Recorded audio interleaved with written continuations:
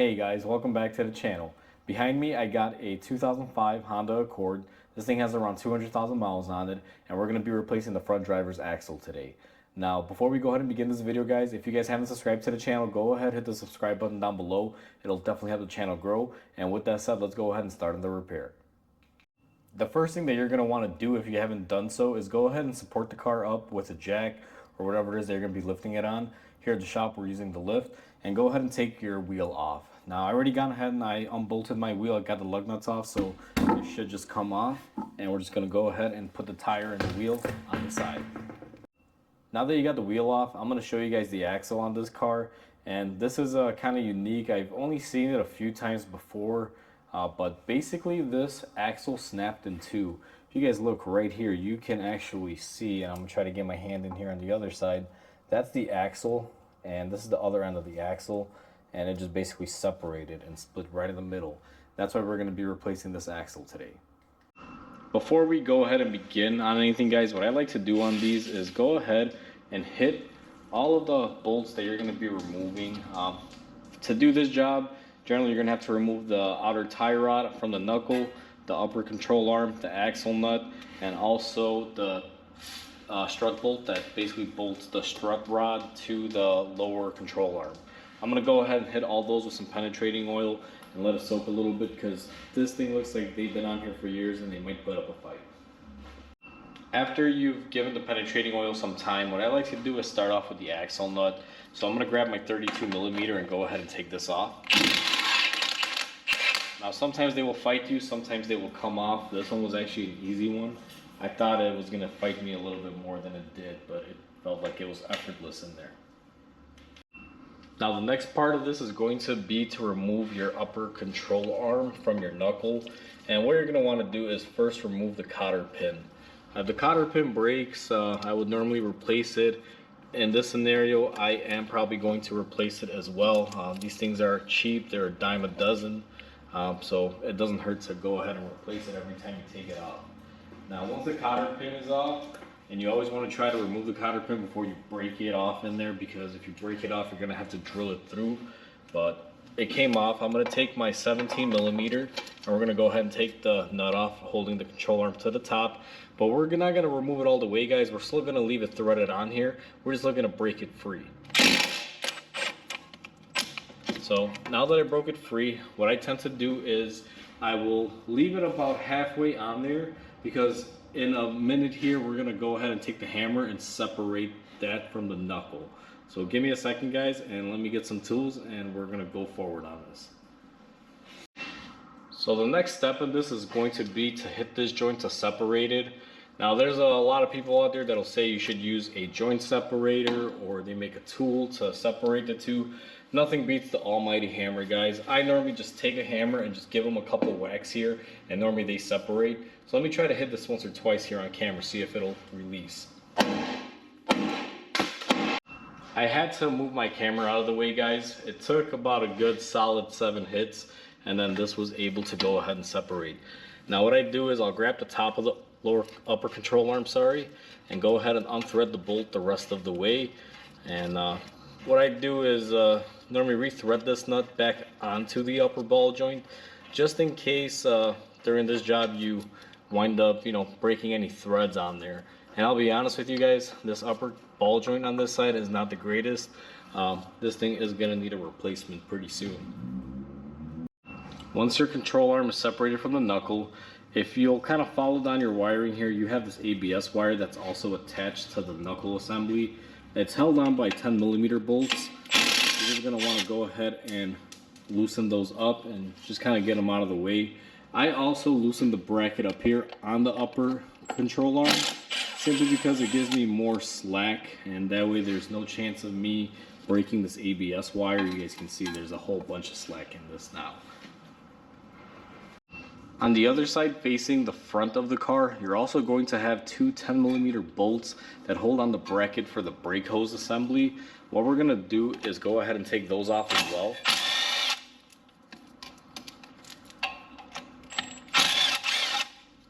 And the reason why we're removing anything that's bolted up to the knuckle assembly is simply to give ourselves a lot of room to be able to push this or pull this out and be able to take our axle in and off. After you remove the wire for the brake and the ABS sensor from the knuckle, what I like to do is come in here and go ahead and unbolt my steering tie rod. Now, you may be able to get away with leaving this on and not having an issue, but I find that if you're able to remove it, you wind up giving yourself a little bit more room. And the way I like to start this off is go ahead and take off the cotter pin. Sometimes you will have one, sometimes you won't. It all really depends on if it's been replaced before and if the aftermarket one came with the cotter pin. Now my cotter pin is in here and this one is fighting me, but I am able to get it off just like that. It was a little bit seized in there. And then what you're gonna wanna do is take your 17 millimeter. Now that you went ahead and took off your retaining nut for your tie rod, what you're going to want to do is employ the same method as up top. You're going to want to hit the knuckle and separate the tie rod from the actual arm. So let me see if I could get this on here. And it's just like that, guys. It's that easy. It'll just separate, just a couple taps. Always hit what it goes through. Don't actually hit the actual tie rod. You want to hit the metal that it passes through. Now the next step that you're gonna want to do, and this one is probably gonna be the hardest step in this, guys, simply because this will fight you. This lower bolt that holds the fork of the strut into the lower control arm will always put up a fight sometimes. It can actually rust inside the bushing and it'll just refuse to come out. Now I've soaked mine and given it a little bit of time. We're gonna remove the nut here. Should be a 17 millimeter, but let's see if this one's gonna fight us.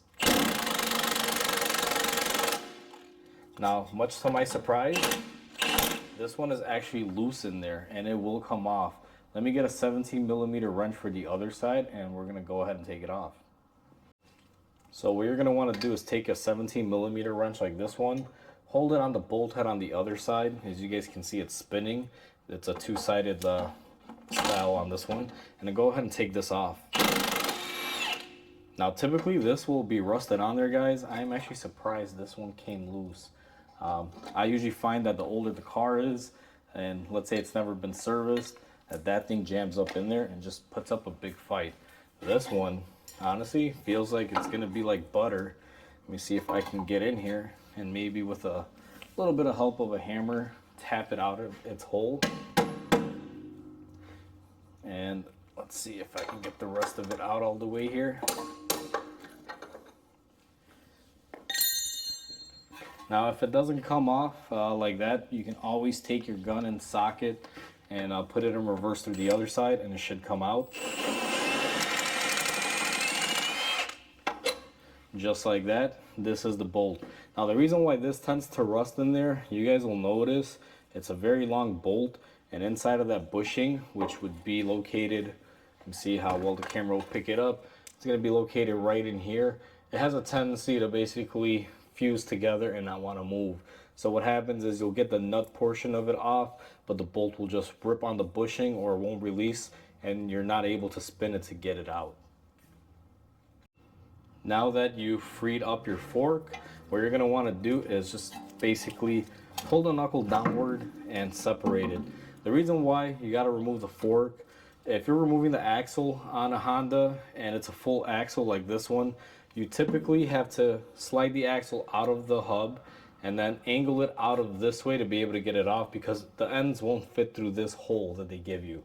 Now in my scenario, since this axle snapped in half, you can actually get the front portion off quite easily and the rear as well. But in order to install the new one that's not broken in two, you will need to open this up. Now the axle should slide out of its hole here, and this one may need a little tap or two. What I'm gonna do, and I'll zoom you guys out so you can see it here, is I'm gonna take my hammer and just slightly tap down the center there to pop my axle out.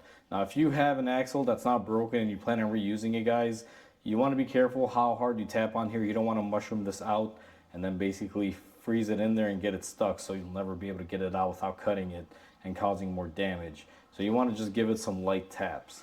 Once you go ahead and you tap that out a few times, my front portion here should come out. And I'm not surprised to see a bunch of orange dust here.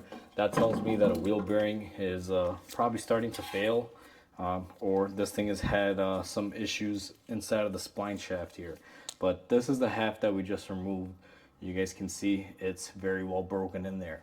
Now we're gonna go ahead and get the second portion of the axle out. And in order to do this, I'm gonna have to lift the car up, guys, to show you how I tend to do it, and pop it out of its socket on the transmission. Alright guys, so now it's time to pop the inboard joint of the axle out. And it's very difficult to see, but I'm in between the frame and the transmission, and there is the axle.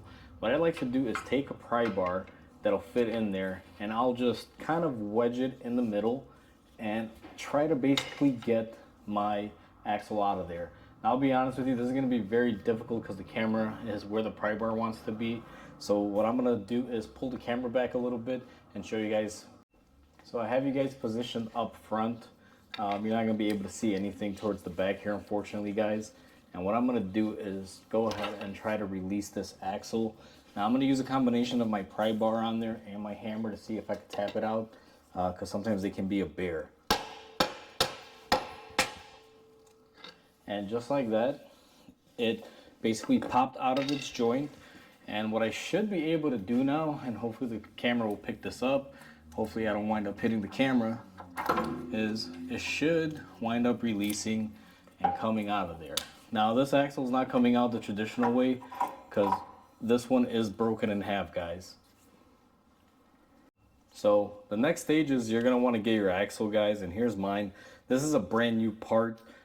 They don't really rebuild these anymore. You can still possibly find them, but where I'm at, a majority of them are brand new. So I went ahead and picked up a new unit. These are actually very inexpensive. So you're gonna get your axle ready, and what we're gonna do, I'm gonna kind of explain this to you, is I'm gonna make it past that suspension fork on here and get it in the hole and try to push it inside of the transmission and lock down our little snap ring. When you're trying to remove this axle, you're always trying to overcome this little ring here to break it free. And what you're doing is sticking your screwdriver or your pry bar in here and trying to just unlock it. And we're going to be virtually doing the same thing, putting it in. We're going to put it in, line it up as we spin it, make sure our splines are lined up, and then we're just going to go boom and pop it in. You'll hear a very, I guess you can say, good click noise or a thud when it fully connects in there. Now, I'm not going to be able to put the camera exactly where I want to so you guys can see this whole process, but I'll kind of zoom out and show you guys what it looks like with me doing it. So what I always like to do is I pull my fork forward, guys, and I try to get my axle in between here. You will be fighting it just a tiny bit, and then I'm going to slide the axle through in the center. Once I do that, I'm going to kind of just push it inward here. And there's a few obstacles along the way. Let me see what I'm actually getting hung up on here. It's an actual rotor shield for the brakes. And I'm just going to push it inward.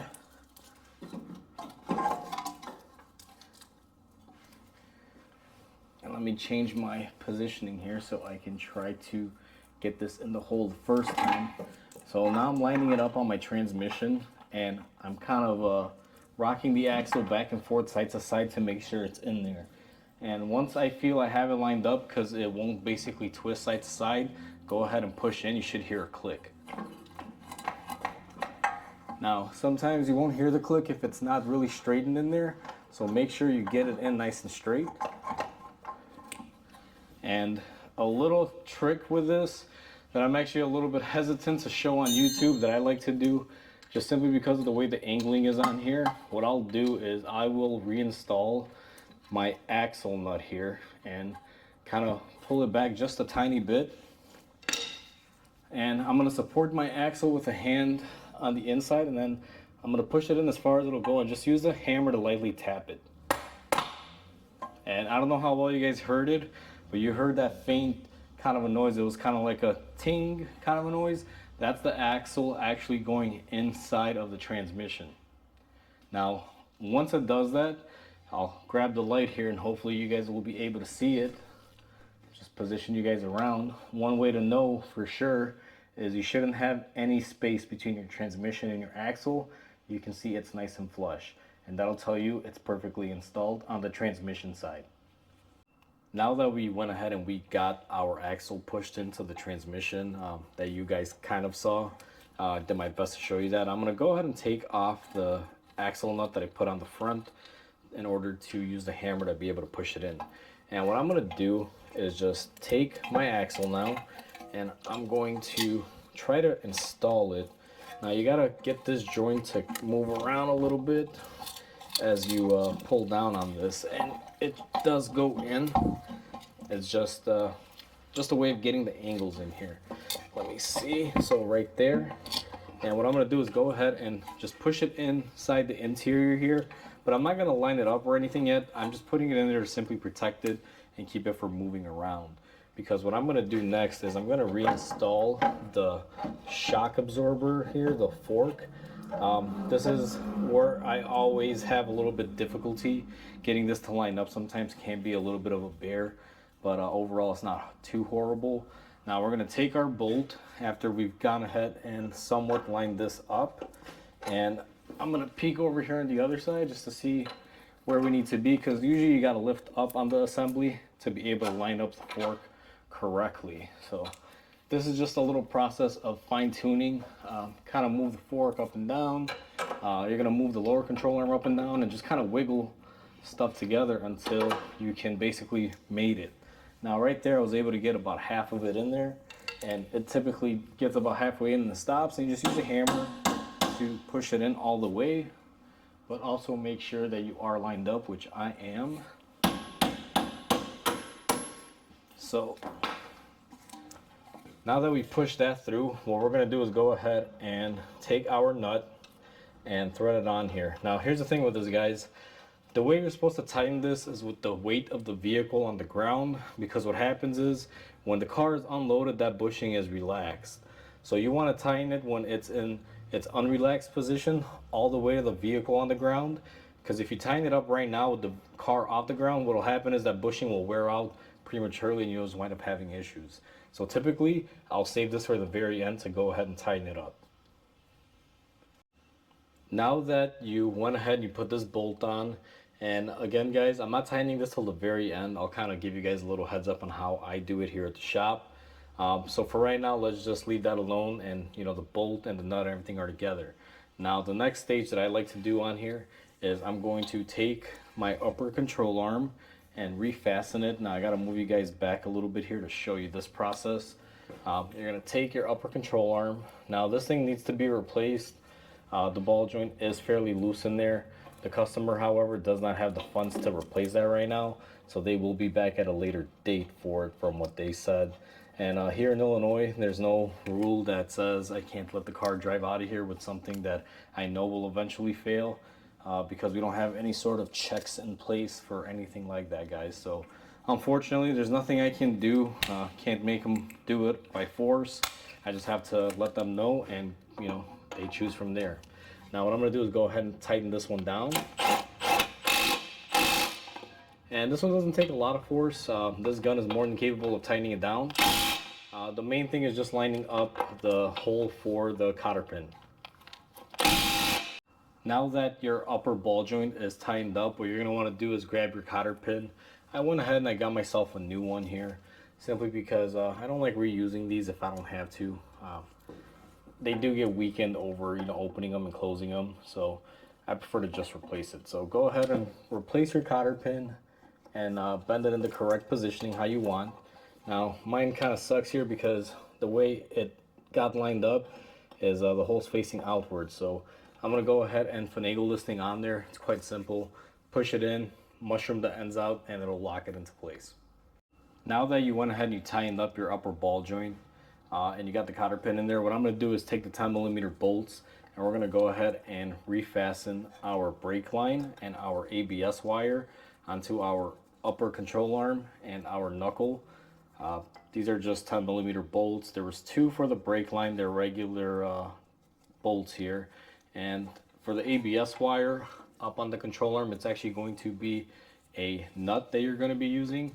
The stud should already be on the actual control arm, and you're just going to want to put the bracket up there and go ahead and just put on your nut, couple threads on there.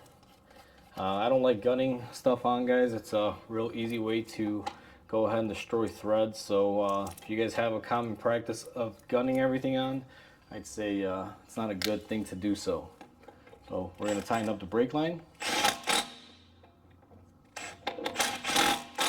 And these don't take a lot of force. This 3/8 gun produces more than enough force for them. Don't get too crazy because they do snap. And you guys can see those are nice and buckled up now. Now the second thing that we're going to want to do here, aside from the ball joint up top, is we're going to go ahead and reconnect our tie rod. Now it's very crucial that you remember how your tie rod came off. In this case, this one is quite simple. I'm going to move my wheel on the other side here a little bit to give me a little bit more room, because I pushed the tie rod out the opposite way. And in this scenario, the tie rod basically goes from the top down, just like that. And you go ahead and bolt it up using the nut that came off with it. Now this nut you can reuse. It's not a lock nut or anything. It's just a cotter pin that you have to basically replace every single time. So we're going to go ahead and bolt that up and put the cotter pin in it.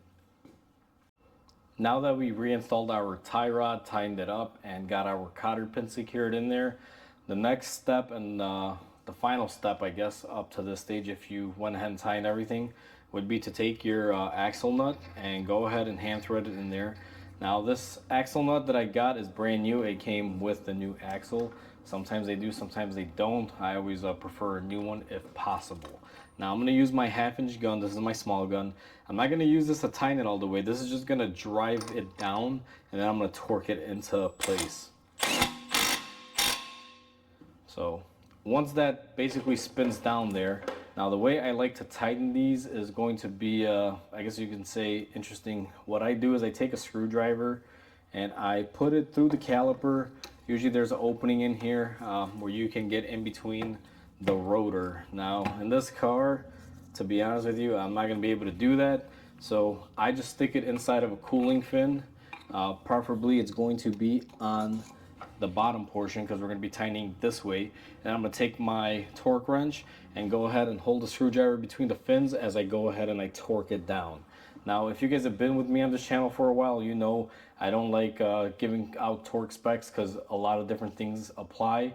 This car is the key example of that. You could have this car in an automatic or a manual, and depending on which one you have, this nut for the torque on it is different in both applications. And it also makes a big difference whether you have a 4-cylinder or a 6-cylinder. So for that reason why, and this is a prime example, that's why I don't like to share specs on torque and everything on this channel.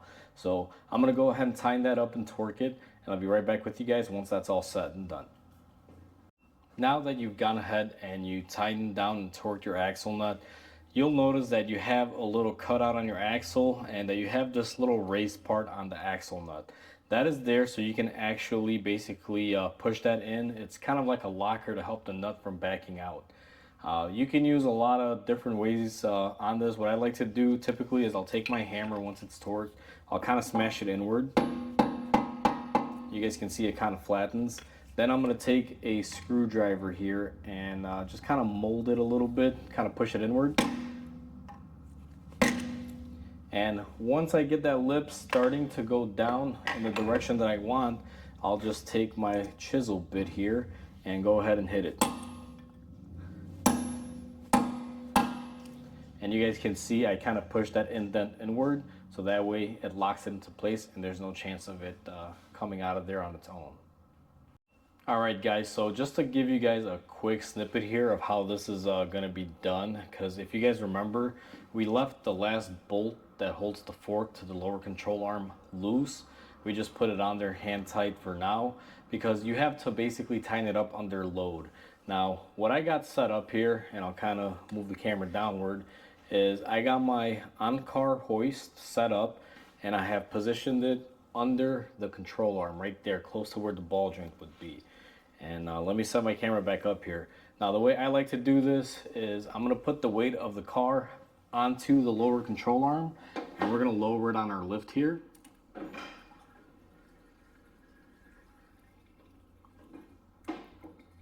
So that right there is our ride height. And once you have set it up to the right height, you can go ahead and tighten and torque that bolt down. It's just that easy. Now, if you don't have a lift and you're not doing this the way I'm doing it, you can always place a jack stand, put it underneath the control arm, and then lower the weight of the car onto the jack stand and go ahead and tighten up that bolt. This is the last step of the process. So I just come in here, and what I do is I snug it up a little bit here.